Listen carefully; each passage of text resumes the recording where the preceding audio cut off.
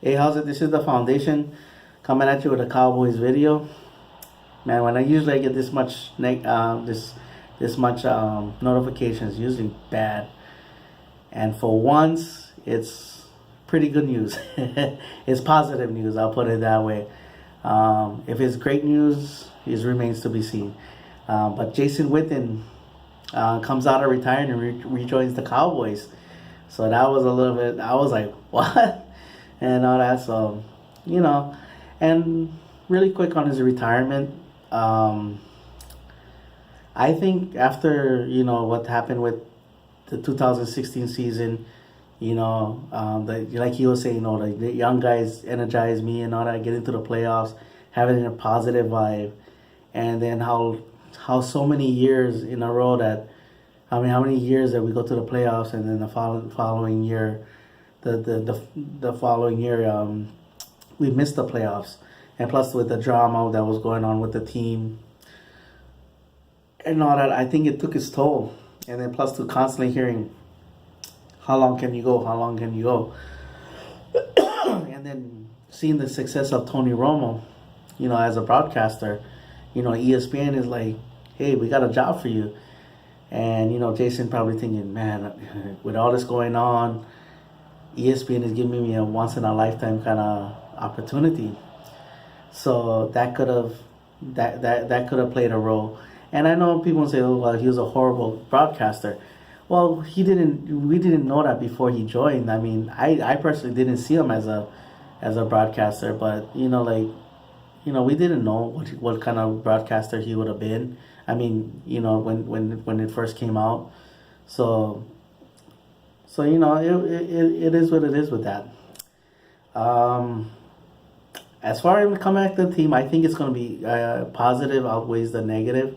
I'll start off with the positive. I think that him knowing the team, having the rapport with Dak and all that, and being a mentor to Blake Jarwin and to Dalton Schultz and stuff like that. So can really show them the tricks of the trade, kind of thing.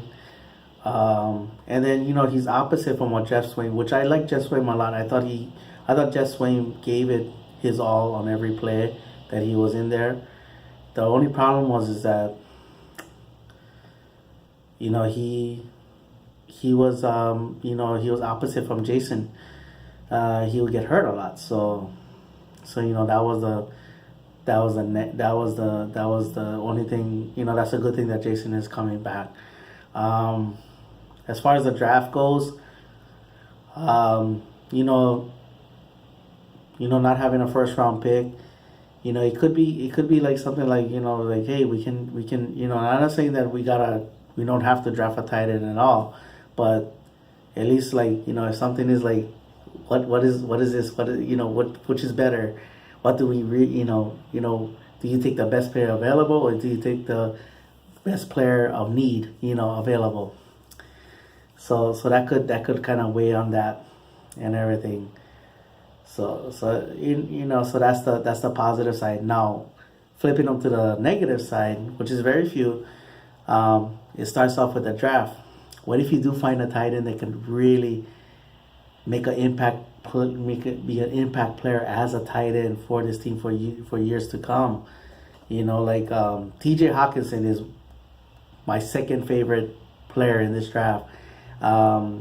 Kittle, I already had my eye on Kittle from last year. But whenever I saw TJ, I was just like, man, I like check this guy out, the next year. And he didn't disappoint. And at first I was like, ooh, nobody's talking about him. Nobody's talking about him. Everybody's a Noah fan, and which I like Noah fan, but I really like TJ Hawkinson. And then I was just like, ooh, maybe we can get him in the third round. And this is before the trade had happened. Maybe we can get him in the third round. And then we made the trade. I was like, well, still get we can get a good tight. We can get him in the second round. And then he rockets up the he rockets up the draft boards. And I'm like, damn it. And all that. So like, like the positive too is like, Irv Smith is a good player too, so it'll be, and Noah Fant, like I said, he's a good player too. Is like, will Jason Witten like will they make a decision like saying, man, this guy could really help us right now and all that. I mean, this guy could help us, but Jason could help us, and then kind of look away from someone that could make an impact. So that's a negative. The other negative is that what's his role gonna be? Is he gonna come back and reassume the starting job, which a lot of fans is gonna love that. I'm not against it. It's just because not Jeff Swain, but Blake Jarwin did come on at the end of the year. Is that rapport and that chemistry? Is it going to take a step back now with Jason Witten back and all that? And what will happen to Dalton Schultz and all that? So, and Dalton Schultz was starting to make plays at the end of the year too. So it is like that kind of thing. I mean, again, the positive outweigh the negative. If these guys are that much more promising, I'm talking about Jarwin and Schultz, they will make Jason, have to take a step back. Maybe do like how with LVE and Sean Lee, he had to take a step back and all that. So those are my own those are my positives and negatives about the whole thing. But hey, it's glad to see him back. Hopefully we can finally stay on the track and come back and have a back-to-back good seasons and get back into the playoffs, and we'll see from there. All right, that's my video. Mahalo for watching. Paniolo boys, and like always, go Cowboys.